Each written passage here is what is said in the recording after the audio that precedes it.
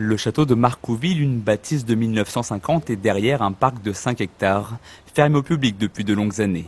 Aujourd'hui, Stéphanie Vonneuve, la conseillère municipale UMP, veut réinvestir le lieu et en faire le poumon vert de la ville. Tout va être réaménagé, curé, parce qu'on a les mares, évidemment, qui n'ont pas été entretenues depuis X temps, donc ça macère, et puis c'est pas sécurisé surtout. Alors on a un peu de rubalise quand même, histoire de signaler le site. Mais c'est là où il y a un gros travail justement environnemental, d'aménagement, et où on va installer la ferme pédagogique, voilà, qui sera juste là. D'ailleurs, on a déjà d'ailleurs les ruches. À côté du potager et des ruches, une ferme pédagogique destinée aux scolaires devrait donc voir le jour à l'automne prochain. Un projet que Stéphanie Vonneuve veut comme l'étendard de ses actions étiquetées développement durable sur Pontoise.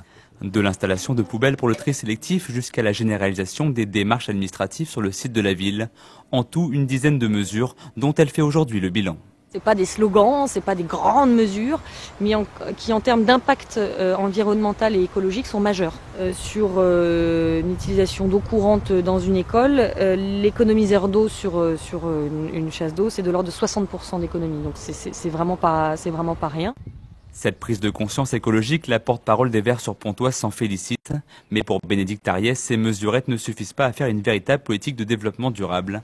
Résultat pour la copie de Stéphanie Vonneuve, un peu mieux faire, tout juste la moyenne. Allez, on va encourager les élèves médiocres, on va leur mettre un petit 5 sur 10, pas sur 20 parce que je suis gentille. Ils font enfin le minimum vital, le minimum réglementaire. Ils ne s'occupent pas encore, parce que ça n'est pas encore obligatoire, du bio dans les cantines.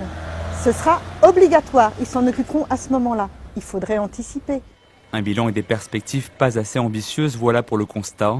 L'élu Europe Écologie Les Verts aimerait surtout voir les voitures et le stationnement payant disparaître du centre-ville au profit du vélo. Reste un point d'accord entre les deux femmes. Aujourd'hui, l'effort écologique n'est pas encore suffisant sur Pontoise. Dans ce sens, un bilan énergétique des bâtiments communaux sera lancé l'an prochain.